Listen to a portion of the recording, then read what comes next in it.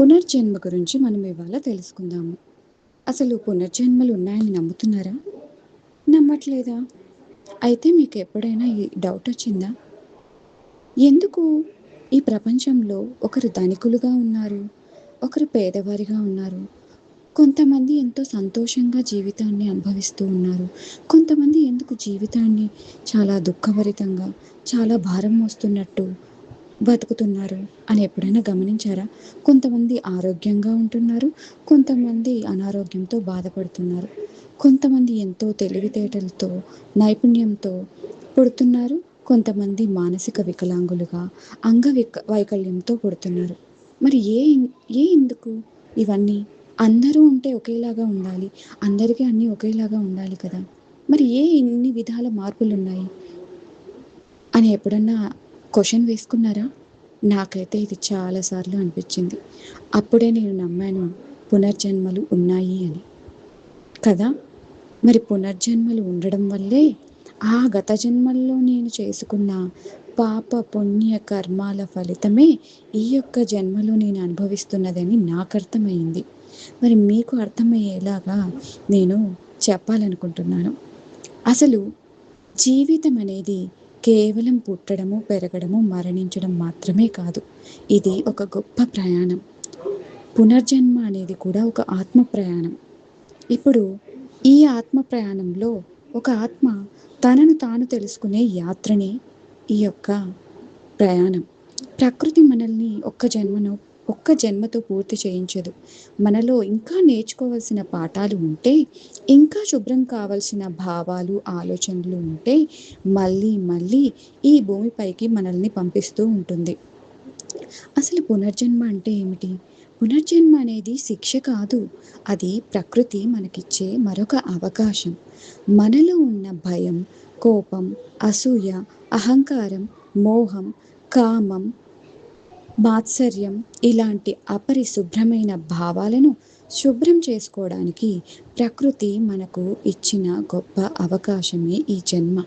ప్రతి జన్మలో మనం కొత్త అనుభవాల్ని పొందుతాము. ప్రతి అనుభవము మన ఆత్మను మరింత పవిత్రం చేస్తుంది. కర్మల ఆటలు అంటే ఏంటో తెలుసుకుందాం. జీవితం అనేది ఒక పెద్ద ఆట అని మీకు తెలుసా? ఈ ఆటకు కూడా నియమాలు ఉంటాయి. ఎంతో నిగూఢమైన నియమాలు ఉంటాయి. ఇప్పుడు మన ఆలోచనలు, మన మాటలు, మన చర్యలు ఇవన్నీ కూడా కర్మలుగా మారుతాయి. ఈ కర్మలే మన భవిష్యత్తును నిర్మిస్తాయి.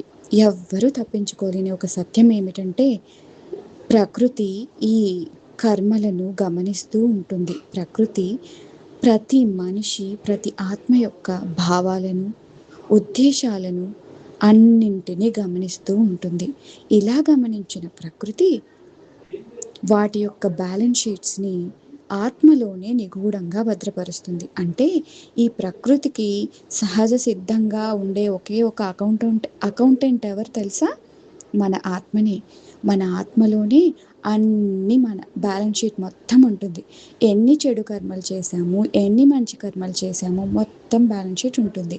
అప్పుడు ప్రకృతి ఏమి మనకు శిక్షలు, బహుమానాలు ఏమి ఇవ్వదు. ఆ ఆత్మనే, అంటే తన బ్యాలెన్స్ షీట్ను చూసుకొని, ఆ యొక్క ఆత్మలో ఉన్న బ్యాలెన్స్ షీట్ని చూసుకొని ఆ యొక్క ఆత్మనే ఈ యొక్క అనుభవానికి, ఈ యొక్క కర్మకు ఈ పరిస్థితిని క్రియేట్ చేస్తుంటుంది. ఈ యొక్క కర్మకు ఈ అనుభవాన్ని నేర్చుకోవాలి అని తనంతకు తానే నిర్ణయించుకుంటుంది. అంటే ఇక్కడ ఎవరో మనల్ని నూనెలో వేయిస్తారని, నేను నరకానికి వెళ్తాను, నరకంలో నన్ను యముడు ఇలా చేస్తాడు, అలా చేస్తాడు, అలాంటిది ఏది ఉండదు. నరకాన్నైనా స్వర్గాన్నైనా నిర్ణయించుకోవాల్సింది ఆత్మనే.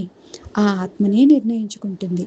తను చేసిన ఒప్పొప్పుల బ్యాలెన్స్ షీట్లో తప్పులకు శిక్షను, ఆ యొక్క పాఠాన్ని నేర్చుకోవడానికి సిచ్యువేషన్స్ క్రియేట్ చేసుకుంటుంది. బాధను క్రియేట్ చేసుకుంటుంది. అదే పుణ్యకర్మలకు అనుభవించాల్సిన సుఖాన్ని, ఆ యొక్క సిచ్యువేషన్ని కూడా తనే క్రియేట్ చేసుకుంటుంది. సో దీన్ని బట్టి ఏమర్థమైంది? మనము ఇప్పుడు అనుభవిస్తున్న ప్రతి ఒక్క ప్రణాళిక, ప్రతి ఒక్క సిచ్యువేషన్, పరిస్థితి, ప్రతి ఒక్కటి చిన్న సిట్యుయేషన్ దగ్గర నుంచి అన్నీ కూడా మన ఆత్మయే నిర్ణయించుకుంది. కాబట్టి మీరు ఎవ్వరిని తిట్టకూడదు. తిట్టుకుంటే మీ ఆత్మనే తిట్టుకోండి. పొగుడుకుంటే మీ ఆత్మనే పొగుడుకోండి. మనము వేసిన విత్తనాలే మనకు పంటలాగా వస్తాయి. నీవు మంచి విత్తనాలు నాటితే మంచి పంట వస్తుంది. చెడు విత్తనాలు అంటే చెడు కర్మలు నాటితే దాని యొక్క ఫలితాలే వస్తాయి అని చెప్పబడిందనమాట. ఎందుకు మరి మళ్ళీ జన్మ తీసుకుంటున్నాము అంటే, ఒక్క జన్మలోనే అన్నీ నేర్చుకోవడం సాధ్యం కాదా అని మీరు అడగచ్చు. కొన్ని ఆత్మలు ప్రేమను నేర్చుకోవాలి, కొన్ని క్షమించడం నేర్చుకోవాలి, కొన్ని త్యాగం అర్థం చేసుకోవాలి. అందుకే ప్రకృతి మళ్ళీ మళ్ళీ అవకాశాలు ఇస్తుంది.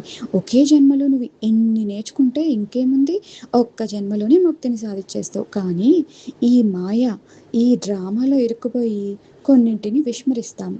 అందుకే కొన్నే నేర్చుకుంటాము. అందుకే మళ్ళీ మళ్ళీ పుడుతూ ఉంటాము ఆ పాఠాలను నేర్చుకోవడానికి. ప్రతి జన్మలో ఒక కొత్త తరగతి, ప్రతి అనుభవము ఒక కొత్త పాఠం. ఆత్మ యొక్క ప్రయాణం ఎలా ఉంటుంది అంటే, శరీరం మారుతుంది, పేర్లు మారుతాయి, సంబంధాలు మారుతాయి, కానీ ఆత్మ మాత్రం కొనసాగుతూనే ఉంటుంది. ఒక జన్మలో నేర్చుకున్న ప్రేమ మరో జన్మలో కూడా మన హృదయంలో ప్రతిధ్వనిస్తుంది. అంటే ఈ జన్మలో నువ్వు ప్రేమను నేర్చుకున్నావు, లేకపోతే ఈ జన్మలో నువ్వు ఒక స్కిల్ క్రికెట్‌లో చాలా బాగా నేర్చుకొని ఒక సచిన్ లాగా అంత నైపుణ్యం ఉంది ఈ జన్మలో నీకు. మరు జన్మలో నీకు అదే ప్రేమతత్వం ఉంటుంది. అదే నైపుణ్యము ఈజీగా చిన్నప్పటి నుంచే అట్లా వచ్చేస్తుంది. మీరు గమనించారా? కొంతమంది పుట్టుకతోనే శ్లోకాలు వల్లిస్తారు. తర్వాత మంచిగా బ్యాడ్మింటన్ ఆడతారు, క్రికెట్ ఆడతారు వితౌట్ ఎనీ ట్రైనింగ్ అనమాట. అరే! వీడు పుట్టుకతోనే ఇది చేసేస్తున్నాడురా అంటే ఏంటి? కొందరే చేయగలుగుతున్నారు. మీరు అందరు చేయట్లేదు అంటే, గత జన్మలో ఆల్రెడీ అది నేర్చుకున్నాడు కాబట్టి, ఈ జన్మలో దానిపైన ఒక పట్టు ఉంది అని అర్థం. కాబట్టి మనం గతంలో నేర్చుకున్న పాఠాలు తిరిగి మరలా నేర్చుకోము ఈ జన్మలో. అవి ఇంకా ఇంకా మెరుగ్గా మనకు మరు జన్మల్లో చాలా చక్కగా ఇంకా ఎంతో నైపుణ్యంతో ఉంటాయన్నమాట. మరో జన్మలో కూడా మన హృదయంలో ప్రతిధ్వనిస్తూనే ఉంటాయి మనం నేర్చుకున్నవి. మనకు తెలియకపోయినా ఆత్మ తన ప్రయాణాన్ని ఎప్పటికీ మర్చిపోదు. మరి బాధల అర్థం ఏమిటి అంటే, ఎందుకు కొన్ని జీవితాల్లో ఎక్కువ కష్టాలు వస్తాయంటే, ప్రకృతి అనేది ఎవరిని శిక్షించదు అని చెప్పుకున్నాము. కానీ ప్రతి అనుభవం ద్వారా మనల్ని మేల్కొల్పుతుంది. బాధలో మనలో దాగి ఉన్న బలాన్ని బయటకు తీస్తుంది. చీకటి లేకపోతే వెలుగుని అర్థం చేసుకోగలమా మనము? అలానే ఇది కూడా. సరే, ఇప్పుడు విముక్తి అంటే ఏంటో తెలుసుకుందాము. ఒకరోజు ఆత్మ తన పాఠాలన్నీ పూర్తి చేస్తుంది.